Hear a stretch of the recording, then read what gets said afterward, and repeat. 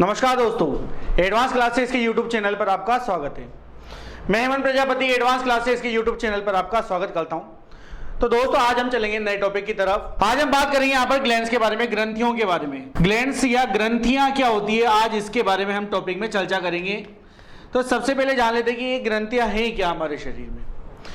तो ग्रंथियों के बारे में बात की जाए तो ये हमारे शरीर में क्या होता है, कई सारे हार्मोन, कई सारे एंजाइम जो होते हैं, उन सभी को क्या करती है, ये पूरे शरीर में सर्कुलेट करने का कार्य करती है। तो जैसे कि ग्रंथियों के बारे में बात की है तो हमारे शरीर में कुल 2 प्रकार की जो होती है ग्रंथियां, ग्लैंड्स होती है। अगर फर्स्ट टाइप के बारे में बात की जाए तो फर्स्ट टाइप की जितनी भी ग्लैंड्स होती है, इन सभी ग्लैंड्स को कहा जाता है बहिस्रावी ग्रंथियां। तो आप लोगों को ध्यान रखना है, फर्स्ट नंबर पर क्या होगा, बहिस्रावी ग्रंथि या ग्रंथियां। अब बात की जाए सेकेंड नंबर पर कौन सी होती है, तो सेकेंड नंबर पर जो ग्रंथियां होती है इनको हम क्या कहते हैं, इनको हम कहते हैं अंतःस्रावी ग्रंथियां। तो यहां पर हमारे पास 2 प्रकार की ग्रंथियां होगी। एक तो होगी हमारे पास बहिस्रावी ग्रंथियां और सेकेंड हमारे पास कौन सी होगी, अंतःस्रावी ग्रंथियां जो है हमारे पास हो गई यहां पर। अब बात की जाए कि इन ग्रंथियों की पहचान कैसे की जाती है। कई बार क्या होता है, आप लोगों से पेपर में क्वेश्चन जानना चाहते हैं कि निम्न में से कौन सी ग्लैंड्स जो होती है, ग्रंथि होती है, अंतःस्रावी है। तो यहाँ पर आप लोगों को केवल इतना सा कुछ ट्रिक के माध्यम से ध्यान रखना है कि कौन सी ग्रंथि को अंतःस्रावी बताना है और कौन सी को बहिस्रावी बताना है। तो सबसे पहले हम चर्चा कर लेते हैं बहिस्रावी ग्रंथि की कुछ प्रमुख खास बातों के बारे में। बहिस्रावी ग्रंथियों में सबसे पहले प्रमुख खास बात आपको जानना जरूरी है कि जितनी भी बहिस्रावी ग्रंथियां होती है, इनसे कौन सा पदार्थ हमारे शरीर से निकलता है। तो जितनी भी बहिस्रावी ग्रंथियां, ये सदैव केवल और केवल क्या निकालती है, ये निकालती है हमेशा एंजाइम। क्या निकालेगी, हमेशा एंजाइम निकालेगी। जैसे कि हमारे मुख से निकलने वाली लार हमारी जो है इस श्रेणी में आती है, बहिस्रावी ग्रंथियों की श्रेणी में। दुग्ध ग्रंथियां जो है इस श्रेणी में आती है। इसके अलावा यूरिन पार्ट जो है वो सब किस में आते हैं, हमारे बहिस्रावी ग्रंथियों। मतलब सीधी सी बात है कि यदि हमारे शरीर से कोई भी पार्ट या कोई भी तरल पदार्थ जो शरीर से बाहर निकल रहा है, वो सारे के सारे किन ग्रंथियों के माध्यम से, बहिस्रावी ग्रंथियों के माध्यम से निकल रहे हैं। और इनसे निकलने वाला पदार्थ कहलाएगा हमेशा एंजाइम। अब बात की जाए कि बहिस्रावी ग्रंथियां जो होती है किस प्रकार से ये पदार्थों को बाहर रिड्यूस करती है। तो जितनी भी बहिस्रावी ग्रंथियां होती है, आपको इतना और ध्यान रखना है कि ये सभी कैसी होती है, नलिका युक्त होती है। इनमें सब में नलिका जो है उपस्थित होती है। तो इनको हम कहते हैं कि ये कैसी होगी, ये नलिका युक्त होती है। इन नलिकाओं के माध्यम से ही एंजाइम जो है शरीर के बाहर निकलता है। बात की जाए कौन कौन सी प्रमुख हमारे पास बहिस्रावी ग्रंथियां हैं, तो देखो यहाँ पर बहिस्रावी ग्रंथियों को हम जानने से पहले थोड़ा सा अंतःस्रावी ग्रंथियों के बारे में भी चर्चा कर लेते हैं। अंतःस्रावी ग्रंथियों के बारे में जैसा कि सबसे पहले आप लोगों ने जाना यहाँ पर कि एंजाइम का स्राव करती है बहिस्रावी ग्रंथियां। इसी प्रकार से जितनी भी अंतःस्रावी ग्रंथियां हैं, ये सभी ग्रंथियां केवल और केवल किसको निकालती है, ये निकालती है हार्मोन्स को। तो हमारे शरीर में जितने भी हार्मोन्स निकलते हैं और ब्लड में मिल जाते हैं, वो सारे हार्मोन कौन सी ग्रंथियों के माध्यम से निकलेंगे, सारे हार्मोन निकलेंगे अंतःस्रावी ग्रंथियों के माध्यम से। फिर आगे बात की जाए कि अंतःस्रावी ग्रंथियां जो है ये किस प्रकार की होती है, ये नलिका युक्त होती है, नलिका विहीन होती है। तो जितनी भी अंतःस्रावी ग्रंथियां होती है, इनमें नलिका या डक्ट जो है नहीं पाए जाते, ये डक्ट लेस कहलाती है हमेशा। आप लोगों को ध्यान रखना है इस बात के बारे में। अब हम सबसे पहले आते हैं बहिस्रावी ग्रंथियों के बारे में कि बहिस्रावी ग्रंथियां कौन कौन सी है हमारे शरीर में। तो जैसा कि सबसे फर्स्ट नंबर पर बात की जाए बहिस्रावी ग्रंथियों में, तो हमारे पास सबसे फर्स्ट नंबर पर बहिस्रावी ग्रंथियों में मान लेते हैं हमारे पास है लार ग्रंथि। कौन सी ग्रंथि है हमारे पास, लार ग्रंथि। तो आप सब जानते हैं, जैसा कि हमने डाइजेशन पे भी पढ़ा था, कि हमारे जो मुख में उपस्थित लार ग्रंथियां होती है, ये हमारे कौन कौन से एंजाइम को निकालती है। तो लार ग्रंथियों से निकलते हैं 2 प्रमुख एंजाइम, जिसे हम कहते हैं फर्स्ट नंबर पर टाइलिन और सेकेंड नंबर पर क्या था, माल्टोज। तो यहां पर आपको ध्यान रखना है कि लार ग्रंथि से क्या क्या निकलता है, टाइलिन और माल्टोज नामक जो है प्रमुख एंजाइम यहां से निकलते हैं। फिर इसके अलावा आ जाते हैं हम सेकेंड नंबर पर, तो सेकंड नंबर पर हमारी त्वचा में उपस्थित होती है तेलीय ग्रंथियां। त्वचा में उपस्थित कौन सी ग्रंथियां होती है? तेलीय ग्रंथियां। ये जो तेलीय ग्रंथियां होती है हमारी त्वचा में एपिडर्मिस में उपस्थित होती है और इनका प्रमुख कार्य है कि हमारे शरीर से जो वसा युक्त पसीना है उसको ये बाहर निकालती है। तो तेलीय ग्रंथियों से निकलने वाले पदार्थ को हम यहां पर कहते हैं सीबम। ये आपको ध्यान रखना है कि क्या निकलता है यहां से निकलेगा सीबम, जो कि एक ऑयली पदार्थ है, हमारी त्वचा से निकलने वाला चर्बी या वसा कह सकते हो आप इसे। थर्ड नंबर पर बात की जाए बहिस्रावी ग्रंथियों के अंतर्गत, तो बहिस्रावी ग्रंथियों में थर्ड नंबर पर आती है हमारी त्वचा में उपस्थित जो ग्रंथियां होती है, हम कहते हैं इन्हें श्वेत ग्रंथियां। हमारी त्वचा में उपस्थित कौन सी ग्रंथि? श्वेत ग्रंथि। काफी ज्यादा महत्वपूर्ण ग्रंथि है श्वेत ग्रंथि। कई बार आप लोगों से क्वेश्चन जानना चाहता है कि निम्न में से हमारे शरीर से निकलने वाला जो पसीना होता है वो कौन सी ग्रंथियों के माध्यम से निकलता है? तो जो ये श्वेत ग्रंथियां हैं ये किसका स्त्राव करती है? ये करती है पसीने का स्त्राव। ये आपको ध्यान रखना है। फोर्थ नंबर पर बात की जाए बहिस्रावी ग्रंथियों में, तो फोर्थ नंबर पर बहिस्रावी ग्रंथियों में आती है हमारी आंखों में उपस्थित ग्रंथियां। तो हमारी आंखों में आप लोगों को याद होगा कि जब भी जैसे खुशी में हो या गम में हो हमारी आंखों से आंसू निकलने लग जाते हैं, और ये जो आंसू है ये भी क्या है? एक प्रकार के एंजाइम। तो अगर एंजाइम है तो ये किस में आएंगे? ये बहिस्रावी ग्रंथि के अंतर्गत ही आएंगे। तो हमारी आंखों से निकलने वाली जो नेत्र में जो उपस्थित ग्रंथियां इनको कहा जाता है लैक्रिमल ग्रंथि। तो आपसे जानना चाहता है कि लैक्रिमल ग्रंथि से क्या निकलता है? तो लैक्रिमल ग्रंथि से निकलते हैं हमारी आंखों से आंसू। तो ये आपको ध्यान रखना है कि आंसू जो है वो निकलते हैं लैक्रिमल ग्रंथियों से। 5 नंबर पर बात की जाए तो 5 नंबर पर आती है यहां पर दूध ग्रंथियां, जो कि महिलाओं में उपस्थित होती है दूध ग्रंथियां। दूध ग्रंथियों के बारे में बात की जाए तो दुग्ध ग्रंथियां जो होती है ये महिलाओं में किसका स्त्राव करती है? शिशुओं के लिए दूध का स्त्राव करती है। तो ये सभी तो बहिस्रावी ग्रंथियां हैं जो आप लोगों को बताई गई है कि लाल ग्रंथि, तेलीय ग्रंथियां, श्वेत ग्रंथियां, लैक्रिमल ग्रंथि या दुग्ध ग्रंथि। क्योंकि ये क्या कर रही है? सभी की सभी एंजाइम को बना रही है, एंजाइम को हमारे शरीर से निकाल रही है, तो इसलिए इनको क्या कहा जाता है? बहिस्रावी ग्रंथियां कहा जाता है। बात करते हैं इसके अगले टॉपिक में अंतःस्रावी ग्रंथियों के बारे में। तो सेकेंड हम बात करें अंतःस्रावी ग्रंथियों के बारे में।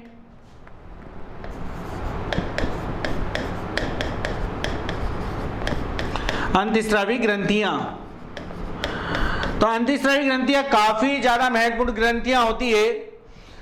बात की जाए अंतःस्रावी ग्रंथियों के बारे में तो मैंने आपको प्रारंभ में बता चुका हूं कि जितनी भी अंतःस्रावी ग्रंथियां हैं केवल और केवल क्या निकालती है? हार्मोन निकालती है। और ये कैसी होती है? नलिका विहीन होती है। हमारे शरीर में कई सारी अंतःस्रावी ग्रंथियां हैं, उनमें से सबसे प्रमुख अंतःस्रावी ग्रंथि जो कि आप सब जानते होंगे कौन सी होती है? तो हमारे शरीर में सबसे प्रमुख अंतःस्रावी ग्रंथि होती है पीयूष ग्रंथि। जैसा कि चलो इमेज के माध्यम से देखते हैं हम। तो यहां पर आपको इमेज में बताया गया है, देखो हमारे शरीर में कुछ प्रमुख अंतःस्रावी ग्रंथियों के बारे में। सबसे पहले हम बात कर लेते हैं यहां पर, नेक्स्ट इमेज में देखते हैं। तो यहां पर देखो आपको ये कंपैरिजन कराया गया है, इस इमेज के माध्यम से देखते हैं कि कौन कौन सी अंतःस्रावी ग्रंथियां हमारे शरीर में उपस्थित है।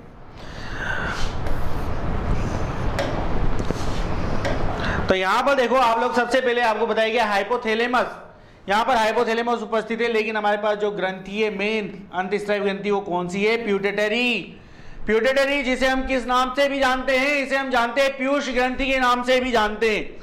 हमारे शरीर में सबसे छोटी ग्रंथि यदि कोई है तो वो पीयूष ग्रंथि है, और काफी ज्यादा महत्वपूर्ण ग्रंथियों की श्रेणी में आती है। इसे मास्टर ग्रंथि भी कहेंगे हम। क्यों कहेंगे वो भी मैं आपको बताऊंगा। सबसे फर्स्ट नंबर पर अंतःस्रावी ग्रंथियों में हम थोड़ा सा चर्चा करते हैं पीयूष ग्रंथि के बारे में। तो हम बात कर रहे हैं पीयूष ग्रंथि जो है जिसे हम कहते हैं प्यूटेटरी ग्लैंड। तो प्यूटेटरी ग्लैंड या पीयूष ग्रंथि के बारे में बात की है तो हमारे शरीर में आपको सबसे पहली प्रमुख खास बात याद रखना है कि शरीर में सबसे छोटी यदि कोई ग्रंथि है तो वो कौन सी है? पीयूष ग्रंथि ही हमारे शरीर की सबसे छोटी ग्रंथि है। आकार इसका आपसे जाना जाता है कई बार कि इसका आकार कैसा होता है, तो इसका आकार जो है मटर के दाने जैसा होता है।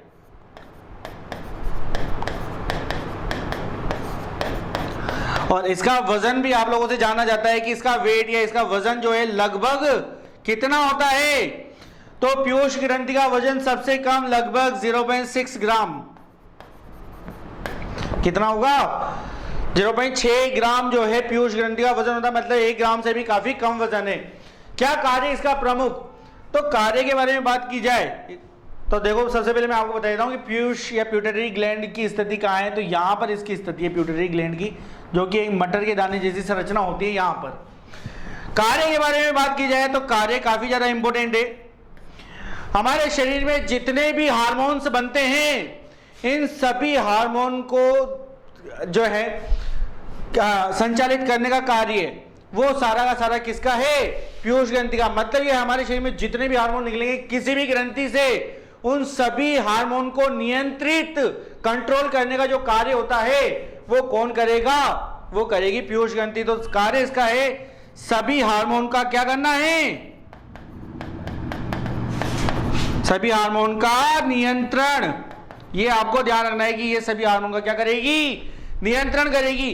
अब ये सभी हार्मोन का नियंत्रण कर रही है, इसी वजह से इसको एक नाम दिया गया है जो कि पेपर में कई बार आप लोगों से जानना चाहता है। इसे इसी कार्य के लिए कहा जाता है मास्टर ग्लैंड।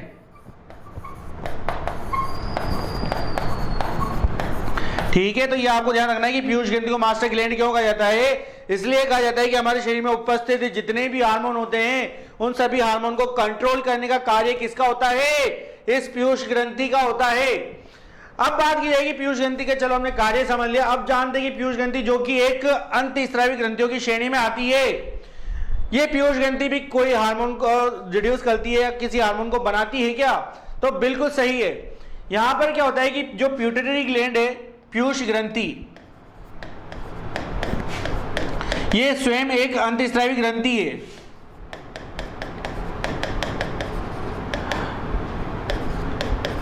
क्या है ये? एक प्रकार की अंतःस्रावी ग्रंथि है। तो जैसा कि मैं आपको बता चुका हूं कि जितने भी अंतःस्रावी ग्रंथियां होती है, इनका सबसे प्रमुख कार्य क्या है? इन सबका प्रमुख कार्य है कि ये हार्मोन को क्या करेगी?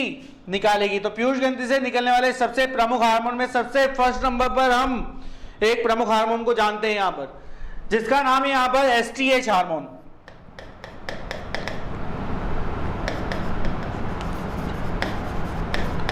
कौन सा हार्मोन है? एसटीएच हार्मोन के नाम से जानते हैं सबसे फर्स्ट नंबर के हार्मोन को। काफी ज्यादा इंपॉर्टेंट हार्मोन कहलाता है एसटीएच हार्मोन, जिसे ग्रोथ हार्मोन के नाम से भी जाना जाता है। ये मानव की ग्रोथ के लिए काफी ज्यादा आवश्यक है और ये हमारी हड्डियों बोन्स को भी ग्रोथ करता है। सबसे पहले जान लेते हैं इसका पूरा नाम। तो एसटीएच हार्मोन को कहा जाता है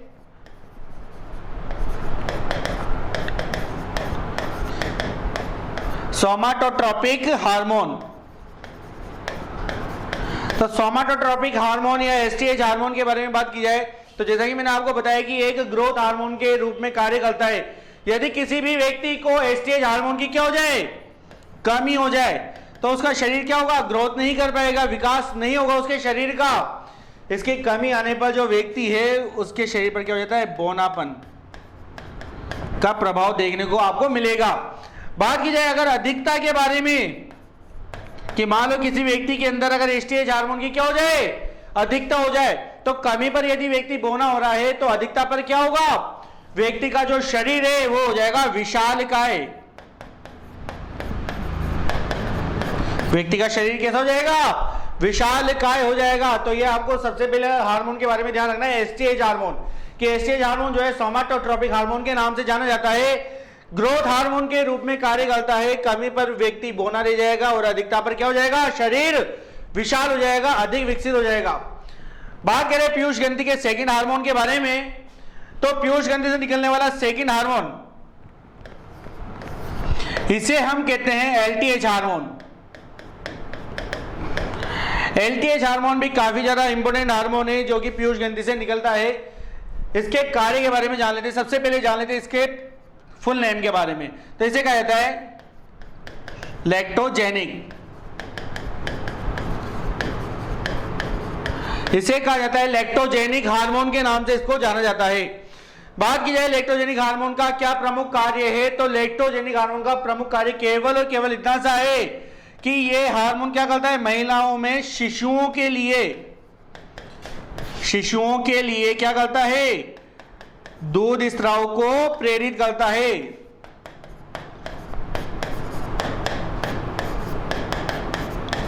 दूध स्राव को क्या करेगा, प्रेरित करेगा महिलाओं में। तो आपको ध्यान रखना है कि LTH हार्मोन, जिसे हम कहते हैं लैक्टोजेनिक हार्मोन, शिशुओं के लिए दूध स्राव को क्या करता है, प्रेरित करने का कार्य करेगा ये। आगे बात की जाए तीसरे नंबर पर, तो तीसरे नंबर पर हमारे पास आ जाता है TSH हार्मोन। काफी ज्यादा इंपॉर्टेंट हार्मोन है TSH, जिसे कहा जाता है थायराइड स्टिमुलेटिंग हार्मोन। तो ये आपको ध्यान रखना है, इसे कहा जाता है थायराइड स्टिमुलेटिंग हार्मोन। काफी ज्यादा इंपॉर्टेंट हार्मोन है TSH हार्मोन। TSH हार्मोन क्या करता है कि हमारी जो सेकंड ग्रंथि है, जो कि हमारे श्वास नली के दोनों तरफ उपस्थित है, जिसे हम कहते हैं थायराइड ग्रंथि, TSH हार्मोन का कार्य केवल इतना सा है कि जो थायराइड ग्रंथि है, जो हमारे श्वास नली के दोनों तरफ उपस्थित ग्रंथि होती है थायराइड ग्रंथि, इस थायराइड ग्रंथि से एक हार्मोन रिलीज होता है। इस हार्मोन का नाम है थायरॉक्सिन। क्या नाम है इस हार्मोन का, थायरॉक्सिन। तो ये क्या करती है, इसका इतना सा कार्य है कि हमारे शरीर, हमारी जो थायराइड ग्रंथि है, इससे जो थायरॉक्सिन निकलता है, इस थायरॉक्सिन को निकलने के लिए प्रेरित कौन करेगा, प्रेरित करता है इसे TSH। ये आपको ध्यान रखना है, जिसे हम कहते हैं थायराइड स्टिमुलेटिंग हार्मोन के नाम से। तो पीयूष ग्रंथि का हमने तीसरा हार्मोन भी देखा, TSH। अब बात करते हैं आगे फोर्थ नंबर पर बात की जाए तो फोर्थ नंबर पर होता है कार्टिकॉइड्स हार्मोन। कार्टिकॉइड्स हार्मोन के बारे में बात की जाए तो पीयूष ग्रंथि से निकलने वाला चौथा सबसे प्रमुख हार्मोन है, या फोर्थ नंबर का प्रमुख हार्मोन है। इस हार्मोन के बारे में बात की जाए तो यह हार्मोन क्या होता है, हमारे शरीर में उपस्थित जो भी प्रोटीन, वसा, कार्बोहाइड्रेट की मात्रा होती है, इस मात्रा का नियंत्रण कौन करेगा, कार्टिकॉइड्स। तो ये वसा, प्रोटीन, कार्बोहाइड्रेट की मात्रा का क्या करेगा, नियंत्रण करेगा। ये आपको ध्यान रखना है कि कार्टिकॉइड्स जो है हमारे पीयूष ग्रंथि से निकलने वाला प्रमुख हार्मोन में एक है, जो वसा, प्रोटीन और कार्बोहाइड्रेट की मात्रा को क्या करता है, नियंत्रित करने का कार्य करता है। आगे बात करें पांचवें नंबर पर, तो हमारे पास नेक्स्ट नंबर आ जाता है जिसे हम कहते हैं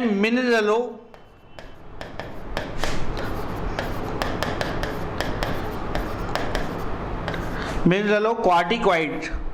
तो मिनरलोक्वार्टिकॉइड हार्मोन के बारे में बात की जाए तो यह भी काफी ज्यादा प्रमुख हार्मोन है। और यह हार्मोन जो होता है, इसका बिल्कुल सरल सा कार्य है कि हमारे शरीर में जो जल संतुलन बना हुआ है, जल संतुलन को बनाने का जो कार्य है वो किसका होता है, मिनरलोक्वार्टिकॉइड्स का। तो आपको केवल इसमें इतना सा ध्यान रखना है कि ये क्या करेगा, जल संतुलन को बनाए रखता है। तो ये हमने बात करी पीयूष ग्रंथि के कुछ प्रमुख हार्मोन के बारे में, क्वार्टिकॉइड्स को देख लिया, मिनरलोक्वार्टिकॉइड्स को भी हमने यहाँ पर देख लिया। मिनरलोक्वार्टिकॉइड्स में आपको केवल छोटी सी बात का ध्यान रखना है कि शरीर में जल का संतुलन बनाने का कार्य केवल मिनरलोक्वार्टिकॉइड्स का, और क्वार्टिकॉइड्स जो है इसका कार्य वसा, प्रोटीन और कार्बोहाइड्रेट की मात्रा को नियंत्रित करना है। आगे बात करते हैं यहां से, ये हमने पीयूष ग्रंथि की कुछ प्रमुख खास बातों को जाना।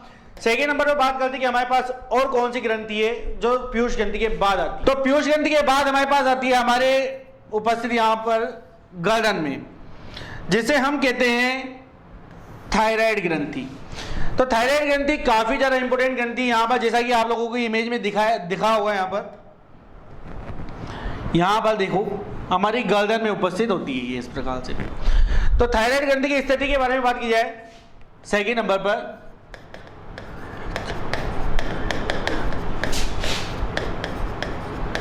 Thyroid gland.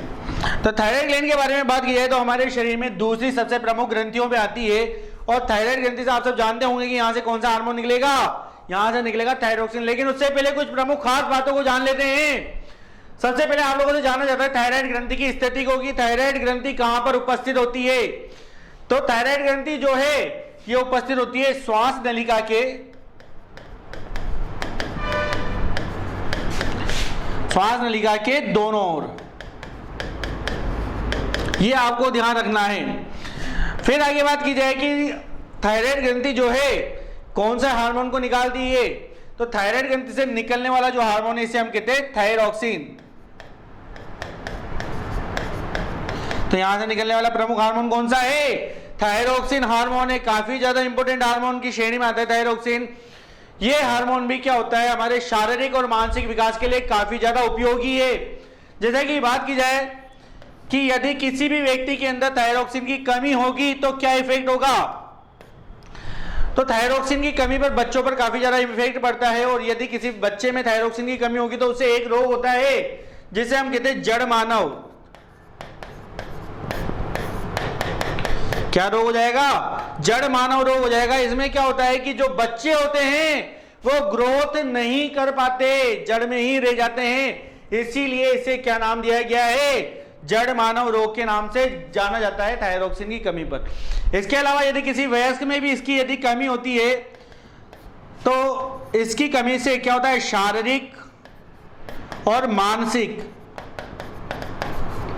विकास भी क्या हो सकता है, रुक सकता है। तो इससे शारीरिक और मानसिक विकास भी क्या हो जाता है, रुक जाता है। थायरोक्सिन के बारे में और आगे जानकारी लें तो थायरोक्सिन में आपसे इंपॉर्टेंट क्वेश्चन और जाना जाता है कि थायरोक्सिन हार्मोन जो है यहाँ पर कौन सा तत्व पाया जाता है, किस तत्व से थायरोक्सिन हार्मोन का निर्माण होता है। तो थायरोक्सिन या थायराइड ग्रंथि के अंदर हमेशा पाया जाता है आयोडीन। यहां पर क्या उपस्थित होता है, हमेशा यहां पर उपस्थित होता है हमेशा आयोडीन। तो यहां पर आपसे एक क्वेश्चन और आता है कि यदि किसी भी व्यक्ति में आयोडीन की कमी होगी तो इसका क्या इफेक्ट होगा। तो यदि किसी व्यक्ति के अंदर आयोडीन की कमी होती है तो आयोडीन की कमी पर कौन सा रोग हो जाएगा, घेंगा रोग।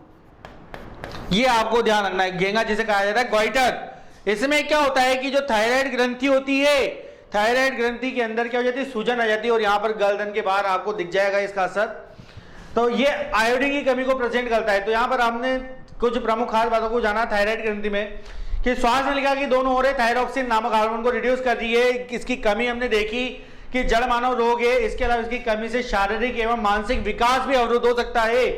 और आयोडीन इसमें जो उपस्थित प्रमुख तत्व है, यदि इसकी कमी होती है किसी भी व्यक्ति को तो इसकी कमी से क्या हो सकता है, हमारी थायराइड ग्रंथि में क्या आ सकती है, सूजन आ सकती है। बात की जाए थायराइड ग्रंथि के बाद, तो थायराइड ग्रंथि के बाद यहां पर आपको दिख रहा होगा एक और पार्ट जिसे हम कहते हैं पैराथायराइड ग्रंथि। तो पैराथायराइड ग्रंथि जस्ट थायराइड ग्रंथि के यहां पर नीचे ही उपस्थित होती है। तो हम पैराथायराइड ग्रंथि के बारे में बात करें थर्ड नंबर पर,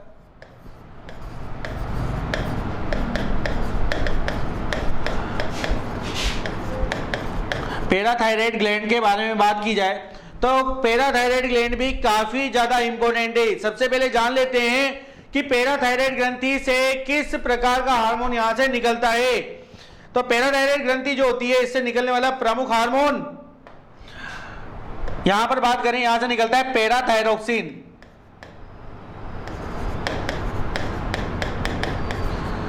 तो आपको ध्यान रखना है इससे निकलने वाला सबसे प्रमुख हार्मोन एक तो कौन सा हो गया, पैराथायरोक्सिन नामक हार्मोन हो गया। आपसे जानना चाहता है कि पैराथायरोक्सिन हार्मोन जो होता है इसका क्या प्रमुख कार्य होता है। तो पैराथायरोक्सिन हार्मोन का सबसे प्रमुख कार्य या इस पूरी पैराथायराइड ग्रंथि का सबसे प्रमुख कार्य के बारे में बात की जाए तो इसका सबसे प्रमुख कार्य है रक्त में, हमारे जो रक्त होता है इसमें किसकी मात्रा का नियंत्रण करता है, ये कैल्शियम की मात्रा का, कैल्शियम की मात्रा का नियंत्रण करना। वो कार्य हमारी कौन सी ग्रंथि का होगा, पैराथायराइड ग्रंथि का। और वो किस तरह से ये कार्य को करेगी, तो उसके लिए यहां पर इसके पास एक तो पैराथायरोक्सिन नामक हार्मोन है। अब बात की जाए कि पैराथायरोक्सिन हार्मोन जो है इसका कार्य क्या है, तो पैराथायरोक्सिन हार्मोन का प्रमुख कार्य, यदि हमारे रक्त में कैल्शियम की कमी हो जाए, किसकी कमी हो जाए, हमारे रक्त में कैल्शियम की कमी हो जाए, तो हमारे शरीर से, हमारी पैराथायराइड ग्रंथि से कौन सा हार्मोन रिलीज होगा, पैराथायरोक्सिन। आपको अच्छी तरीके से ध्यान रखना है कि रक्त में किसकी कमी पर ये निकलेगा, तो रक्त में कैल्शियम की कमी होगी तो पैराथायरोक्सिन हार्मोन जो है वो निकल जाएगा। इसके बाद आगे बात की जाएगी इसके अलावा और कौन सा हार्मोन यहाँ पर उपस्थित होता है, तो सेकंड नंबर पर यहाँ पर एक और हार्मोन है जिसे हम कहते हैं कैल्सीटोनिन।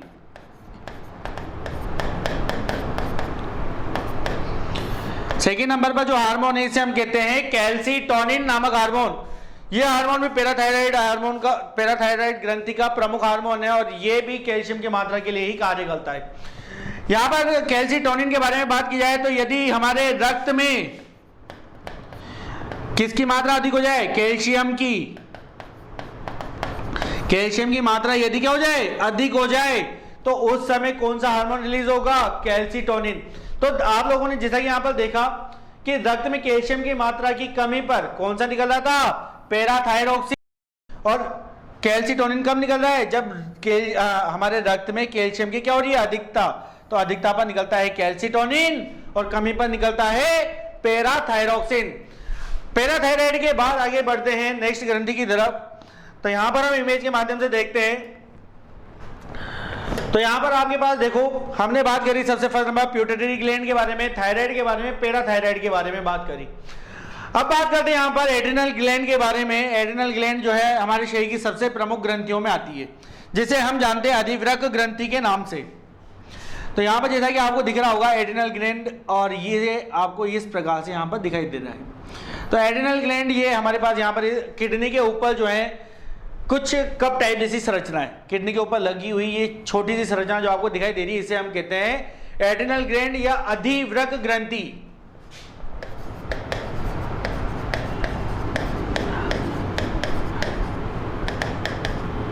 तो एड्रिनल ग्लैंड के बारे में बात की जाए तो काफी ज्यादा इंपोर्टेंट ग्रंथि है। सबसे पहले कुछ प्रमुख खास बातों को जान लेते हैं।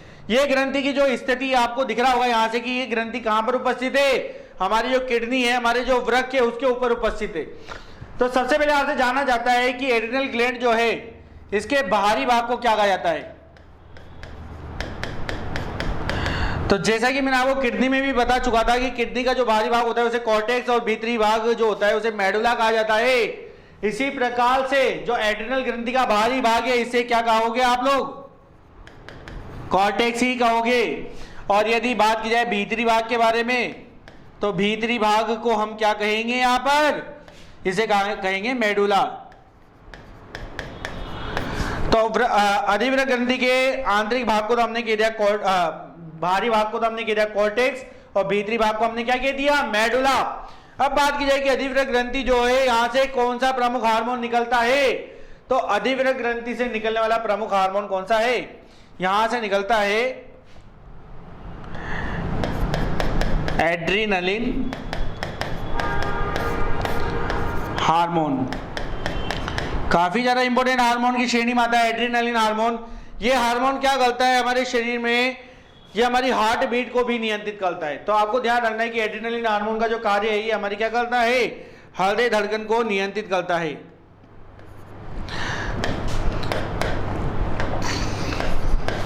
हृदय धड़कन को क्या करेगा,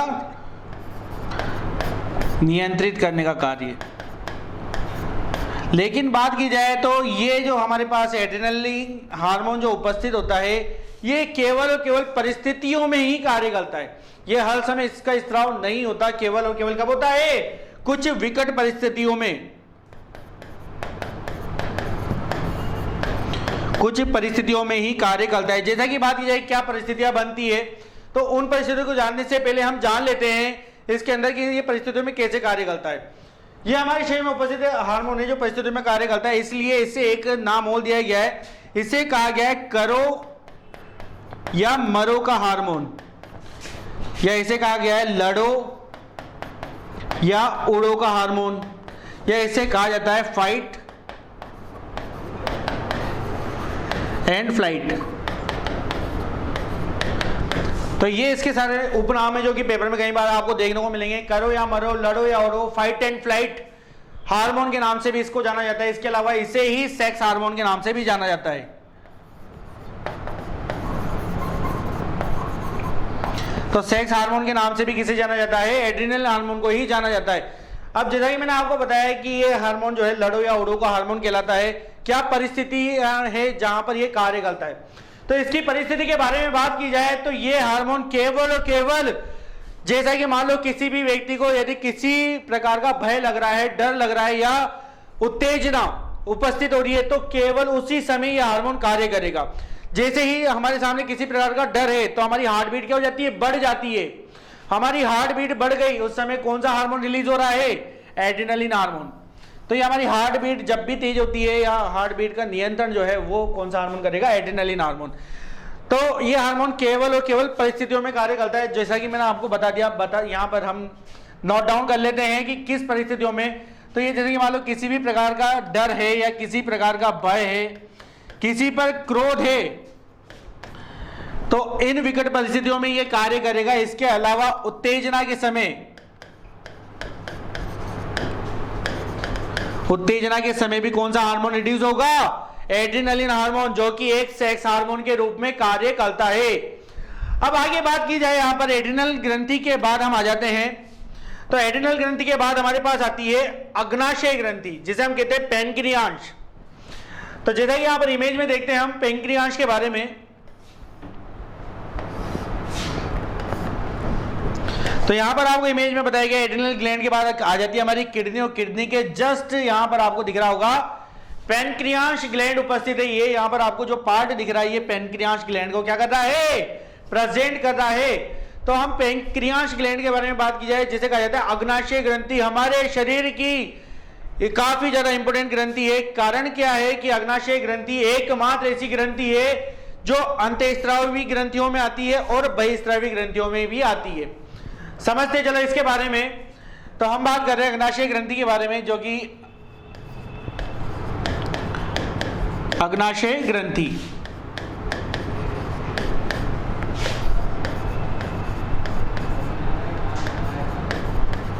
पैंक्रियास ग्लैंड। तो अग्नाशय ग्रंथि या पैंक्रियास ग्लैंड जो कि हमारे शरीर की दूसरी सबसे बड़ी ग्रंथियों की श्रेणी में भी आती है। सबसे पहले जान लेते हैं कि ये ग्रंथि जो है प्रमुख क्यों है। तो जैसा कि मैंने आपको बताया कि अग्नाशय ग्रंथि जो है यह हमारे शरीर की एकमात्र ऐसी ग्रंथि है जो किस प्रकार की है? अंतःस्रावी भी है, और सेकंड नंबर पर आपको ध्यान रखना है कैसी है? बहिस्रावी। मतलब ये क्या करेगी? ये ऐसी ग्रंथि है जो आपको हार्मोन भी देती है। क्या देगी? आपको हार्मोन भी देगी, और ये आपको क्या देगी? एंजाइम। तो हार्मोन भी निकलते हैं यहां से और एंजाइम भी निकलते हैं। और इसके एंजाइम जो कि मैं आपको डाइजेशन के टॉपिक में बता चुका हूं कि कौन कौन से एंजाइम यहां से निकलते हैं। एक बार हम दोबारा चर्चा कर लेते हैं कि यहां से कौन से एंजाइम निकले थे। तो अग्नाशय ग्रंथि से निकलने वाले प्रमुख एंजाइम में आपके सामने था एक तो ट्रिप्सिन था, लाइपेज था और एक एमाइलेज था। यहां पर मैं लिख भी देते हैं कि सबसे फर्स्ट एंजाइम था यहां पर ट्रिप्सिन। सेकेंड एंजाइम आप लोगों ने यहां पर पढ़ा था एमाइलेज, और यहां पर थर्ड नंबर पर होता है लाइपेज। तो इस प्रकार से ये तीन प्रमुख एंजाइम को भी यहां पर निकालती है, ट्रिप्सिन, एमाइलेज और लाइपेज। लेकिन हम बात कर रहे हैं आज यहां पर हार्मोन्स के बारे में कि अग्नाशय ग्रंथि से निकलने वाले प्रमुख हार्मोन्स कौन कौन से होंगे। तो अब हम बात कर रहे हैं कि अग्नाशय ग्रंथि से निकलने वाले प्रमुख हार्मोन में कौन से हार्मोन आते हैं।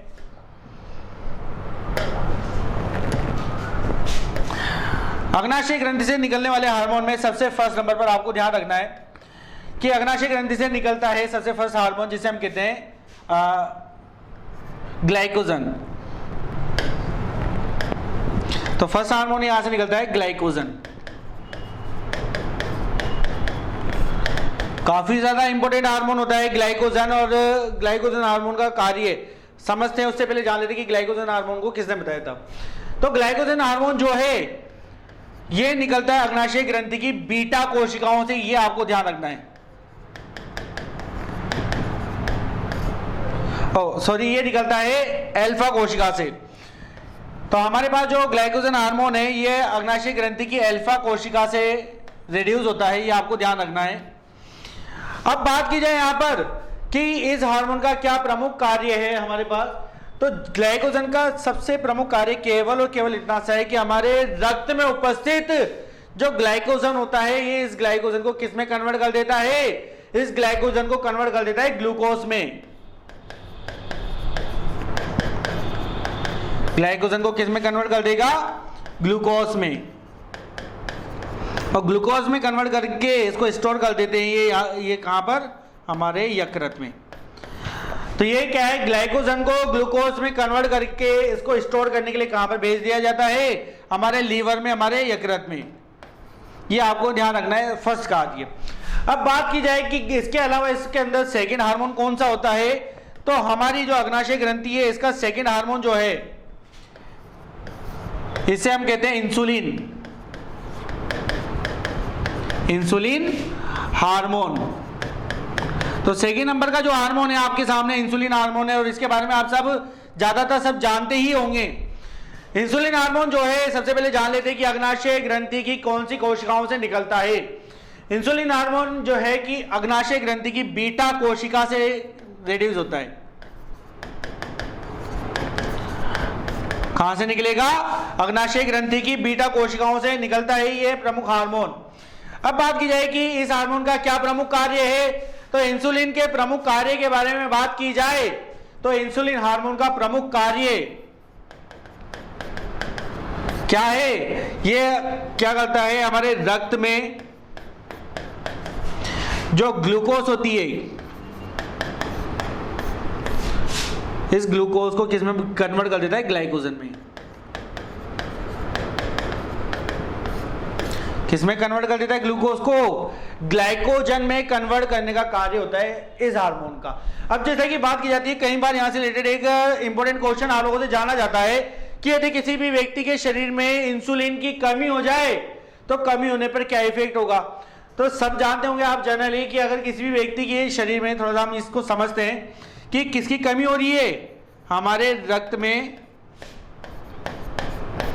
इंसुलिन की कमी हो रही है। तो यहां मैं लेस का चिन्ह लगा देता हूं कि हमारे रक्त में किसकी कमी को प्रेजेंट कर रहा है, इंसुलिन की कमी। अगर किसी भी व्यक्ति के रक्त में इंसुलिन की कमी होगी तो इंसुलिन की कमी होने पर ग्लूकोज ग्लाइकोजन में बदलेगा क्या, ग्लूकोज ग्लाइकोजन में नहीं बदल पाएगा। और जब ग्लूकोज ग्लाइकोजन में नहीं बदलेगा तो रक्त में किसकी मात्रा बढ़ जाएगी, रक्त में मात्रा बढ़ जाएगी ग्लूकोज की। आपको ध्यान रखना है कि रक्त में किसकी मात्रा बढ़गी, ग्लूकोज की।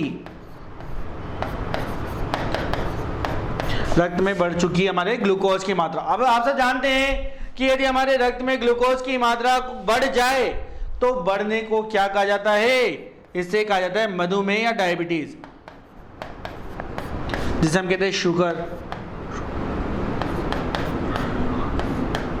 ठीक है, मधुमेह, शुगर या डायबिटीज के नाम से जाना जाता है। तो रक्त में यदि ग्लूकोज की मात्रा अधिक हो जाएगी, इसी कंडीशन को क्या कहा जाता है, डायबिटीज कहा जाता है। और वो किस कारण से हो सकता है, आपके इंसुलिन की कमी होने पर। यह सेकंड प्रमुख कारण हो सकता है यदि अग्नाशय ग्रंथि सही तरीके से कार्य नहीं कर रही हो।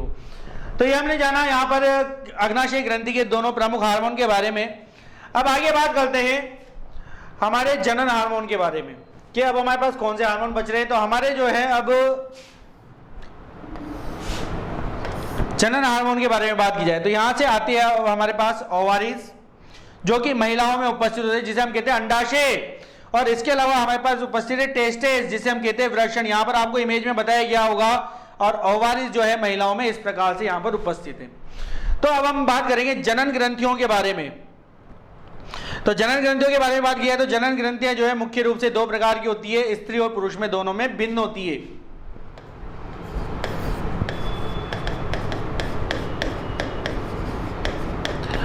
जनन ग्रंथियों के बारे में बात की जाए तो कितने टाइप होंगे इसके, केवल दो टाइप, मादा जनन ग्रंथि और नर जनन ग्रंथि। तो आपको ध्यान रखना है यहां पर दो प्रकार की होती है, एक तो मादा जनन ग्रंथि होगी और सेकंड क्या होगी, नर जनन ग्रंथि होती है। तो सबसे पहले बात की जाएगी मादा जनन ग्रंथि जो है इसे किस नाम से जाना जाता है, तो मादा जनन ग्रंथि है इसे कहा जाता है अंडाशय। क्या कहा जाएगा? अंडाशय, इसे कहा जाता है ओवारी। ठीक है, इसी प्रकार से यदि नर जनन ग्रंथि के बारे में बात की जाए तो नर जनन ग्रंथि को क्या कहा जाता है? इसे कहा जाता है वृषण, या इसे कहा जाता है टेस्टिस। टेस्टिस, ठीक है। तो अंडाशय, ओवारी या वृषण जिसे हम कहते हैं टेस्टिस। सबसे पहले जान लेते हैं कि मादा जनन ग्रंथि कौन कौन से हार्मोन को निकालती है। तो मादा जनन ग्रंथि जो कि आपको यहाँ पर दिख रही होगी इमेज के माध्यम से, मादा जनन ग्रंथि से दो प्रमुख हार्मोन यहाँ पर निकलते हैं। सबसे फर्स्ट नंबर का जो हार्मोन है इसे कहा जाता है प्रोजेस्टेरॉन। कौन सा हार्मोन निकलता है फर्स्ट नंबर पर? प्रोजेस्टेरॉन। और यदि सेकंड नंबर पर बात की जाए तो सेकंड नंबर पर जो हार्मोन निकलता है इसे कहा जाता है एस्ट्रोजन। तो मादा जनन ग्रंथि से दो प्रमुख हार्मोन निकलते हैं, एक तो होता है प्रोजेस्टेरॉन और एक होता है एस्ट्रोजन। ये प्रमुख हार्मोन है जो मादा जनन ग्रंथि में उपस्थित होते हैं और ये क्या करते हैं? महिलाओं के अंगों में विकास या महिलाओं को पुरुष से पृथक करने में कार्य करते हैं। बात की जाए कि पुरुष जनन ग्रंथि से किस प्रकार का हार्मोन निकलता है, तो पुरुष जनन ग्रंथि से निकलने वाला प्रमुख हार्मोन है टेस्टोस्टेरोन। तो आपको ध्यान रखना है यहां से कौन सा हार्मोन निकलेगा? टेस्टोस्टेरोन।